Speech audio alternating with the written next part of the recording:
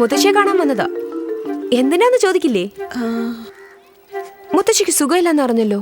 വയസ്സും പ്രായമൊക്കെ ആയില്ലേ? നീ എന്നെ കാണാൻ തന്നെ വന്നതാണോ? അതെ. ഇതാ ഇതൊക്കെ എന്തിനാ മോളെ? ഇതൊക്കെ വീട്ടിലുണ്ടായതാ. എന്റെ മോൾ ഇരിക്കെ, ഞാൻ കാപ്പി കൊണ്ട്. ഇപ്പൊ വേണ്ട. എനിക്ക് 4 ആമ്പിള്ളാരാ. ഒരുത്തന് ഞാൻ ജീവിച്ചിരിപ്പുണ്ടോ മരിച്ചിട്ടുണ്ടോ എന്ന് പോലും നോക്കാറില്ല. ഞാൻ ഓർക്കുകയായിരുന്നു, ഒരു പെൺകൊച്ചിനെ ഞാൻ പെറ്റിരുന്നെങ്കിൽ എന്നെ ഈ ഗതിയിൽ ഇട്ടേച്ച് പോകുമായിരുന്നോ മോളെ? നീ വന്നല്ലോ. അപ്പോ ഞാൻ മുത്തശ്ശിയുടെ മോളല്ലേ? എന്നെ കൊണ്ട് ആർക്കും ഒരു പ്രയോജനമില്ല മോളെ. എന്റെ കുഞ്ഞ് എന്നെ കാണാൻ വന്നല്ലോ. വാ മോളെ, അകത്തേക്ക് വാ.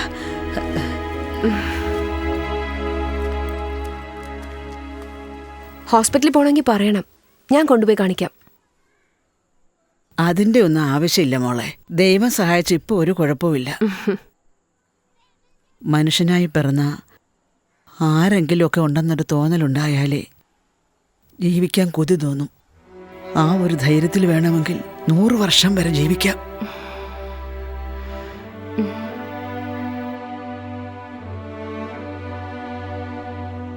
ഇപ്പൊ ആർക്ക് എവിടെ നേരെ ഇരിക്കുന്നു. എന്നാൽ ഈ തിരക്കിനിടയ്ക്ക് എന്റെ മോൾ എന്നെ കാണാൻ വന്നില്ലേ? ഇത് ഞാൻ മരിക്കണവരെ മറക്കില്ല മോളെ.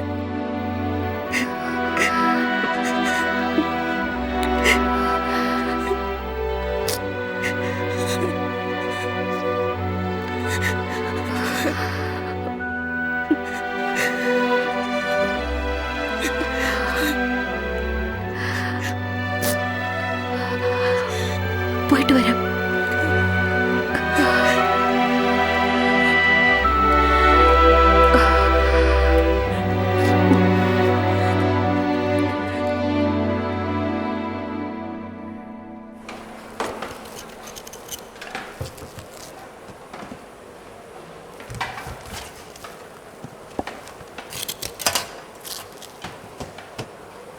ഇത് ശുദ്ധമായത്.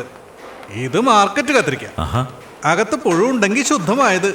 ഇതിൽ കീടനാശിനി അടിച്ചിട്ടുണ്ടെങ്കിലേ പുഴു എങ്ങനെയാ അകത്ത് കയറുക?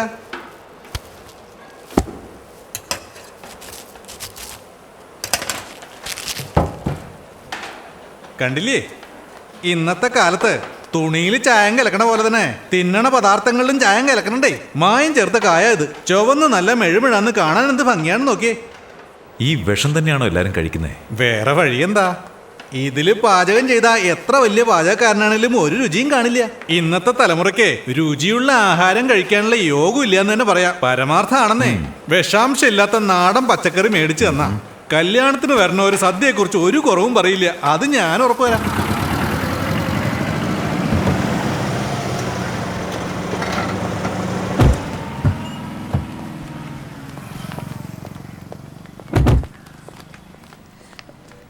എന്തിനാ ഇവിടെ കൂട്ടിക്കൊണ്ടുവന്നേ? മോൾ ഒന്നും സംസാരിക്കണ്ട.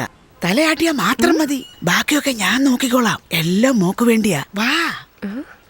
പച്ചക്കറികളുടെ ലിസ്റ്റ് എഴുതിയിട്ടുണ്ട്. ആ കേറി വരൂ. വരൂ. വരൂ. നമസ്കാരം. നിങ്ങളായിരുന്നല്ലേ? ഇവരല്ലേ അന്ന് കടയിൽ വന്നിരുന്നേ? ഇവരാണ് പ്രശസ്ത പാചകക്കാരൻ പിഷാരടി. നമസ്കാരം മോളെ. നമസ്കാരം. ഇരിക്കൂ ഇരിക്കൂ. നിങ്ങൾ തുളസിയമ്മയ്ക്ക് കൊടുത്ത പച്ചക്കറി എല്ലാം നല്ലതാ. അവര് ഞങ്ങൾക്കും അത് തന്നായിരുന്നു. അത് ശുദ്ധമായതും വളരെ ടേസ്റ്റി ആയിരുന്നു. Thank you sir. അതുപോലെ വേണം ഇനിയും. നിങ്ങൾ പറയുന്ന വില ഞാൻ തന്നോളാം. അതും വരുന്ന സെപ്റ്റംബറിൽ തന്നാ മതി. ഇനി 5 മാസം ഉണ്ടല്ലോ. അതൊന്നും കുഴപ്പമില്ല സാറേ. നിങ്ങളുടെ പച്ചക്കറിയിൽ ആര് പാചകം ചെയ്താലും നല്ല രുചി ഉണ്ടാവും. ഇതാ 2000 പേർക്കുള്ള ലിസ്റ്റായത്. എത്ര പേർക്ക്? 2000. ഇനിയും കൂടുതൽ വേണമെങ്കിൽ ഞാൻ 2000 പേർക്കുള്ള സദ്യ ഉണ്ടാക്കിയ ഒരു 200 പേർക്കെങ്കിലും കൂടുതലുള്ള ഭക്ഷണം ഉണ്ടാവും അല്ലേ? ഇതെന്റെ മകളുടെ വെഡിങ് റിസപ്ഷന് വേണ്ടിയാ. It's A very good thing what you are doing. Thank you sir. എല്ലാ പ്രശംസയും മുത്തശ്ശിക്കാം. അതെയോ? വരൂ പോകാം. നിങ്ങളുടെ 1.5 ഏക്കർ പച്ചക്കറി തോട്ടത്തെ കുറിച്ച് സുമതിയമ്മ പറഞ്ഞിരുന്നു. ഇനി നിങ്ങള് പുറത്ത് ആർക്കും പച്ചക്കറി കൊടുക്കണ്ട. മൊത്തമായിട്ട് ഞാൻ എടുത്തോളാം. ഒരു കീടനാശിനി ഉപയോഗിക്കരുത് കേട്ടോ. ഞങ്ങൾ വിളിച്ചിട്ട് വരുന്ന ആളുകൾക്ക് വെറുതെ വിഷം വിളമ്പാൻ ഞങ്ങൾ തയ്യാറാണ്. നിങ്ങൾക്ക് ഈ ലിസ്റ്റിലുള്ള ഏതൊക്കെ ഐറ്റംസ് തരാൻ പറ്റുമോ അതങ്ങോട്ട് മാർക്ക് ചെയ്തോളൂ. ബാക്കിയുള്ള ഞാൻ പുറത്തുനിന്ന് മേടിച്ചോളാം. പക്ഷെ ഒരാഴ്ചക്കുള്ളിൽ വിവരം അറിയിക്കണേ. അത് ചെയ്താൽ മതി. ഓൾ ദി പോയിട്ട് വരാം. ബെസ്റ്റ്. പോയിട്ട് വരൂ. പുറത്തു പോയി ഞാൻ കാണിച്ചു തരാം. ഇപ്പോ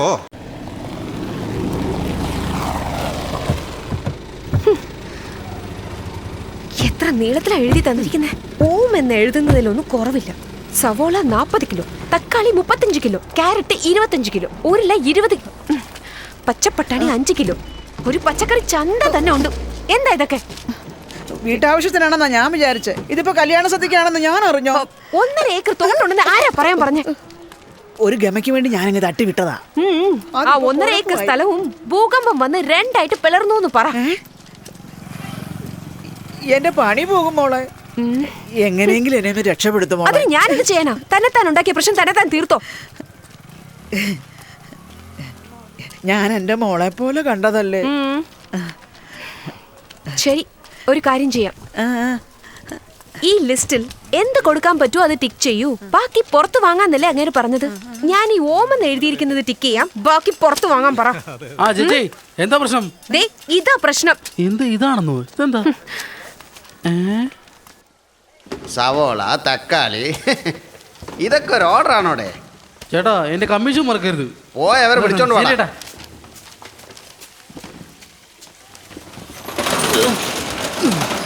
വാ ചേച്ചി, കേറി വാ ചേച്ചി, വാ. പിന്നെ ഹോട്ടലിലേക്കൊക്കെ വേറെ തന്നെ അയക്കണം. എടാ നിന്നോടും കൂടിയാ. എടോ താനും ഒന്ന് കേൾക്കണേ. ചേട്ടാ, ആ? ഞാൻ പറഞ്ഞില്ലായിരുന്നു. ആ വരൂ. മണി, ഈ സാധനങ്ങളൊക്കെ ഒന്ന് വണ്ടി കയറ്റി. എടാ നീ ഒന്ന് സഹായിച്ചു. എന്നാ മാഡം ഈ ലിസ്റ്റ് സൂക്ഷിച്ചോ. അതന്നെ. ഒരാഴ്ചക്ക് മുമ്പേ കൊടുത്തു വിട്ടാ മതി. അന്നത്തെ റേറ്റ് എന്തുവാന്ന് വെച്ചാൽ അത് ഇട്ടേക്കാം. ഒരാഴ്ചക്ക് മുമ്പെന്ന് പറയുമ്പോ പച്ചക്കറിയൊക്കെ ചീത്തയാവില്ലേ? 10 ദിവസം ആയാലും കേട് വരത്തില്ല. പറിക്കാൻ ഒരു ദിവസം, പാക്ക് ചെയ്യാൻ ഒരു ദിവസം, ലോറിയിലാണെങ്കിൽ 2 ദിവസം, കൂടാതെ എന്റെ അടുത്ത് 2 ദിവസം, റീറ്റെയിൽ ഷോപ്പിലോ 3 ദിവസം, നിങ്ങളുടെ വീട്ടിലെ ഫ്രിഡ്ജിൽ 4 ദിവസം, മൊത്തം കൂട്ടി നോക്കിയാൽ 15 ദിവസം ആവും. പറമ്പിൽ നിന്ന് പറിച്ച് കറി വെച്ച കാലമൊക്കെ കഴിഞ്ഞു പോയി. ഇതൊക്കെ കേടാവാതിരിക്കാനല്ലേ ഇത്രയും മരുന്നുകൾ അടിക്കുന്നത്. ഇതേ കണ്ടില്ലേ സവോള, പാകിസ്ഥാനിൽ നിന്ന് വന്നതാ. നിങ്ങൾക്ക് പച്ചക്കറി ആയിട്ടും പഴങ്ങളായിട്ടും കിട്ടണമെങ്കിൽ ചെറിയ ടെക്നിക്കലൊക്കെ ചെയ്തല്ലേ പറ്റൂ. ഞങ്ങളോട് കീടനാശിനി അടിക്കാത്ത പച്ചക്കറി വേണമെന്നാ പറഞ്ഞിരിക്കുന്നേ. അതൊന്നും കുഴപ്പമില്ല മുത്തശ്ശി. ആ സമയത്ത് ദേ ഇതുപോലെ മണ്ണും ചെളിയിലൊന്നും പുരട്ടിയെടുത്താൽ മതി. അത് മാത്രമല്ല, ഈച്ച വന്നിരിക്കാൻ ദേ ഈ സ്പ്രേ അങ്ങ് അടിച്ചാൽ മതി. പിന്നെ ഒരു സംശയം ഉണ്ടാവില്ല. ഞങ്ങൾക്ക് ഇതൊന്നും വേണ്ട. കീടനാശിനി തളിക്കാത്തതൊന്നും ഇല്ലേ? അത് നമ്മുടെ നാട്ടിൽ തന്നെ ഇല്ലല്ലോ പെങ്ങളെ. വിത്തിടുമ്പം മാത്രം മരുന്നടിച്ചാൽ പോരാ. അത് വലുതാവുന്നത് വരെ 4-5 പ്രാവശ്യം മരുന്ന് അടിക്കണം. ഇത്രയും വിഷം കഴിച്ചാൽ കഴിക്കുന്നവരുടെ ഗതി എന്താവും? നമ്മുടെ ആൾക്കാർ വിഷം കണ്ടതും പേടിക്കില്ല. വില കേട്ടാൽ മാത്രമേ പേടിക്കൂ. ഇവിടെ പാവപ്പെട്ടവർക്കൊരു തക്കാളി, പണക്കാർക്കൊരു വഴുതിനിങ്ങ എന്നൊന്നുമില്ല. സമത്വമായിട്ട് എല്ലാവരും ഇത് തിന്നേ പറ്റൂ. പെങ്ങളെ, ഇവിടെ ഉള്ള സാധനങ്ങളിൽ നിങ്ങൾക്ക് വല്ലതും വേണമെങ്കിൽ പറഞ്ഞയച്ചാൽ മതി, കൊടുത്തു വിട്ടേക്കാം. എടാ ഫുള്ളായിട്ട് കാർബൈഡ് പോയി എല്ലാം ഒന്നിച്ച് പഴുക്കേണ്ടതാ.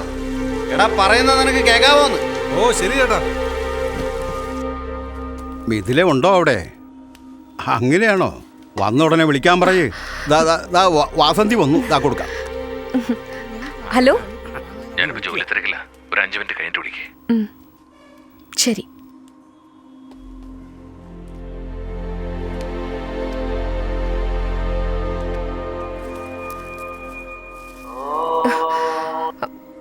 സോറി ഗിരിജ, എന്റെ ഹസ്ബൻഡ് ഇപ്പൊ വിളിക്കും. ഞാൻ നിന്നെ പിന്നെ വിളിച്ചോളാം.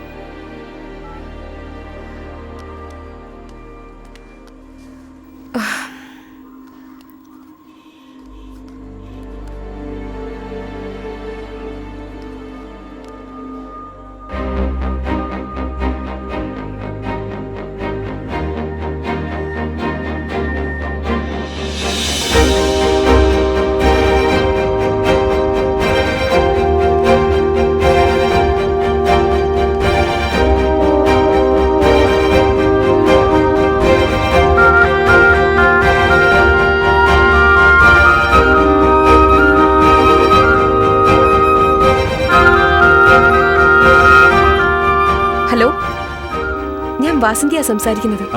പറയൂ മാഡം. നിങ്ങളുടെ ഓർഡർ ഞാൻ എടുത്തോളാം. Oh thank you. Very good decision. Advance എപ്പോഴാ വേണ്ടതെന്ന് പറഞ്ഞാൽ മതി, ഞാൻ കൊടുത്തേക്കാം. Okay sir.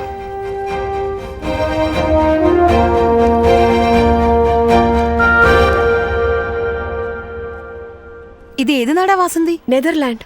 ഇതുപോലെ ഒരുപാട് രാജ്യങ്ങളിൽ സക്സസ്ഫുൾ ആയിട്ട് ചെയ്യുന്നുണ്ട്. അല്ല, ഇതൊക്കെ നമ്മുടെ നാടിന് ചേർന്നാണോ മോളെ? എല്ലാ കർഷകരും പറയുന്നത് നഷ്ടത്തിലാന്ന. അത് മാത്രമല്ല ടെറസിന്റെ മേളിൽ അങ്ങനെ സക്സസ് ആവുന്ന അത് നേരാ. ടെറസിലിരുന്ന് വെള്ളം അടിക്കുകയും ചെയ്യാം, ചീട്ട് കളിക്കുകയും ചെയ്യാം. അതൊക്കെ നിലനിൽക്കും. ഇത് സാധിക്കുമോ? ഈ ഗ്രീൻ ഹൗസിന് എത്ര ചെലവാകും? 20,000 വരെ ആകും. 10 വീടുകളുടെ ടെറസിൽ ഇത് നട്ടുപിടിപ്പിച്ചാൽ 2000 പേർക്കുള്ള പച്ചക്കറികൾ കിട്ടും. ഒരേ സമയത്ത് ഒരു കല്യാണത്തിന് പോലും സപ്ലൈ ചെയ്യാൻ പറ്റും. ഇതാണ് കണക്ക്. അതുമാത്രമല്ല, കീടനാശിനികളൊന്നും തളിക്കാത്ത നല്ല ശുദ്ധമായ പച്ചക്കറികൾ നമുക്ക് എല്ലാവർക്കും കഴിക്കാം. ഇതിനേക്കാളും നല്ലത് ആട്ടിറച്ചിയല്ലേ? ആടും ഒരു ഓർഗാനിക് തന്നെയാ. എടാ, ദിവസം പത്രം വായിച്ചാലേ പെണ്ണ് പറയുന്നത് എത്രമാത്രം സത്യാന്ന് അറിയൂ. അല്ല, നാണം കെടുത്തുന്നതും കളിയാക്കുന്നതും കൊണ്ടാണ് ഈ നാടിങ്ങനെ ആയിപ്പോയത്. അല്ല പിന്നെ നമുക്കിത് തുടങ്ങിയാലോ? നമ്മുടെ കുട്ടികൾക്ക് വേണ്ടിയെങ്കിലും തുടങ്ങണം വാസന്തി. വാസന്തി, എനിക്ക് കുറച്ച് സമയം വേണം. ഒരു ചിട്ടിയുടെ കാശ് കിട്ടാനുണ്ട്, അതൊന്ന് കിട്ടിക്കോട്ടെ. പറഞ്ഞത് നേരാ വാസന്തി. എന്റെ സ്വർണ്ണമെങ്കിലും പണയം വെച്ചിട്ട് തുടങ്ങാം. പിന്നെ കാണാം. വരട്ടെ വരട്ടെ.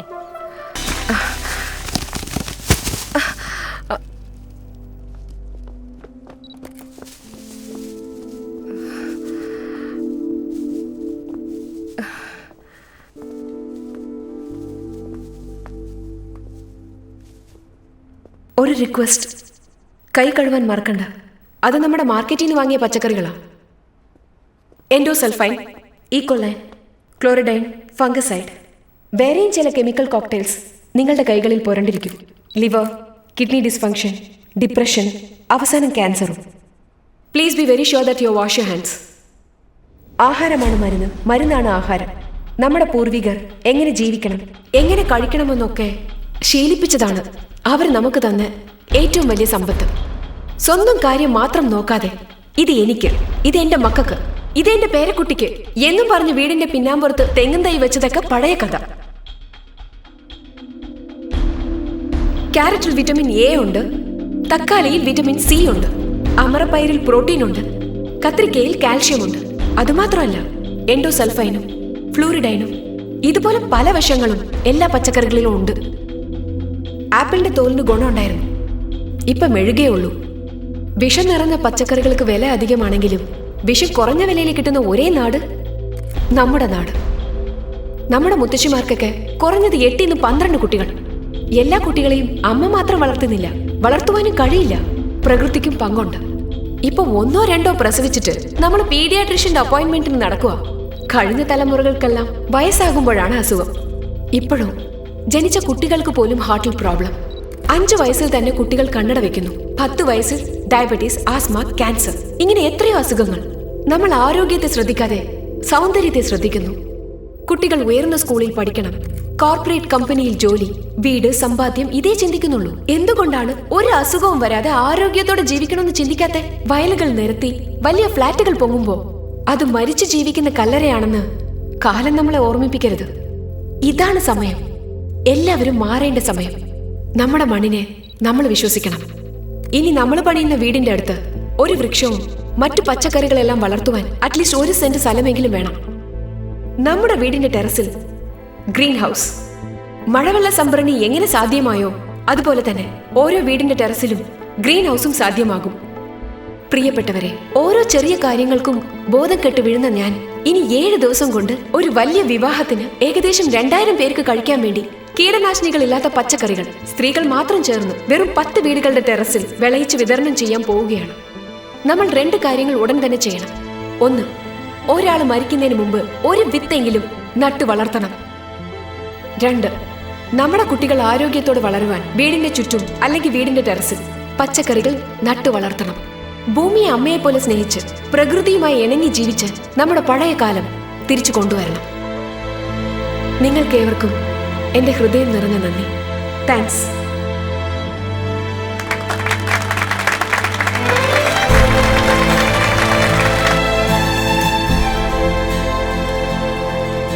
പതിവ് പോലെ ഒരു സാധാരണ മീറ്റിംഗ് ആണെന്ന് കരുതിയാ ഇങ്ങോട്ടും വന്നത്. ഇൻഫാക്ട് ഭക്ഷണ പദാർത്ഥങ്ങളിലെ വിഷാംശം തടയുന്നതിനായി ഗവൺമെന്റ് ഒരുപാട് നടപടികൾ സ്വീകരിച്ചിട്ടുണ്ട്. അതിലുമുപരിയായി നിങ്ങൾ ഇവിടെ പറഞ്ഞ ചില യാഥാർത്ഥ്യങ്ങൾ ജനങ്ങളിൽ എത്തിക്കുകയാണ് വേണ്ടത്. അതിനുവേണ്ടി ഞാൻ നിയമസഭയിൽ എല്ലാ അംഗങ്ങളെയും ഈ കാര്യം അറിയിക്കും. ഇതൊരു കൂട്ടായ്മയായി മാറണം. അതിന് നിങ്ങളെപ്പോലെയുള്ളവർ മേൽനോട്ടം വഹിച്ചുകൊണ്ട് പ്രവർത്തിക്കണം. തീർച്ചയായിട്ടും. Thank you sir. സന്തോഷം. എന്നാൽ ശരി, വരട്ടെ. Thank you.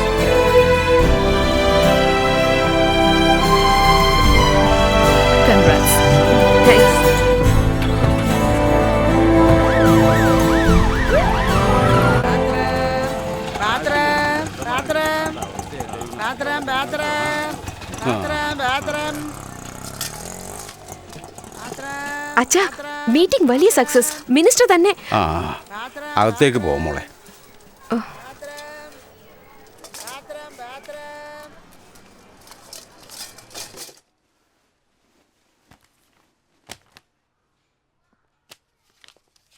എന്താ ആളെ മാറിപ്പോയല്ലോ? 2-3 ദിവസമായിട്ട് നിന്നെ സ്കൈപ്പിൽ പോലും കാണാറില്ലല്ലോ. ബിസിയാണ്. മിഥില വന്നില്ലേ? അവളുടെ എക്സാം സ്റ്റാർട്ട് ചെയ്തിട്ടുള്ളൂ. അടുത്ത വീട്ടിലേക്ക് മലയാളീസാ. അവിടെ ഉള്ളൊരു കുട്ടി ഇവളുടെ ക്ലാസ്മേറ്റാ. ആ കുട്ടി വലിയൊരു ഹെൽപ്പ് അവൾക്ക്. Welcome to Ireland. ഇപ്പൊ സന്തോഷായില്ലേ? 2-ാം തീയതി ഇവിടുന്ന് പുറപ്പെടണം.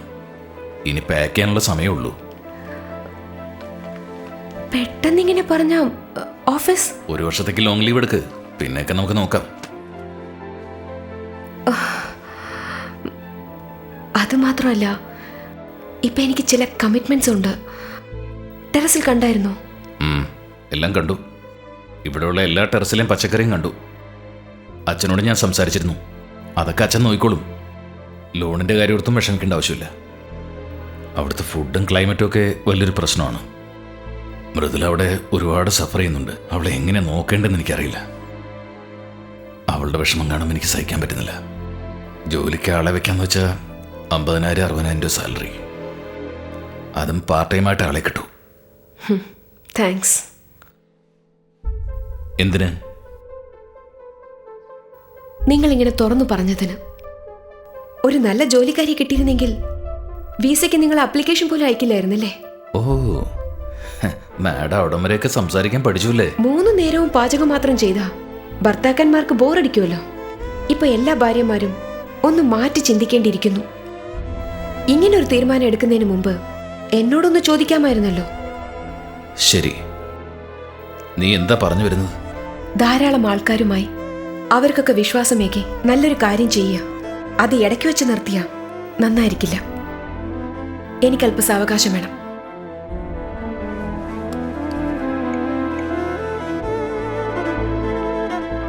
മൃദുലേ, അമ്മയ്ക്ക് അങ്ങോട്ട് വരാൻ ഇഷ്ടമില്ലെന്ന്. അതറിയില്ല, നീ തന്നെ ചോദിക്കുക. നിനക്കൂടെ ഒരുപാട് കമ്മിറ്റ്മെന്റ്സ് ഉണ്ട്. അങ്ങോട്ട് വരാൻ ബുദ്ധിമുട്ടാണെന്ന് നീ തന്നെ അവളോട് പറ.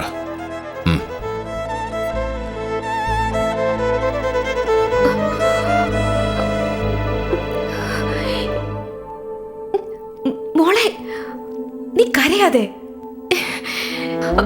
ഞാൻ കേട്ടു. നിന്റെ കൂടെ തന്നെ ഉണ്ടാവും. വരാം. ഞാൻ വരാം.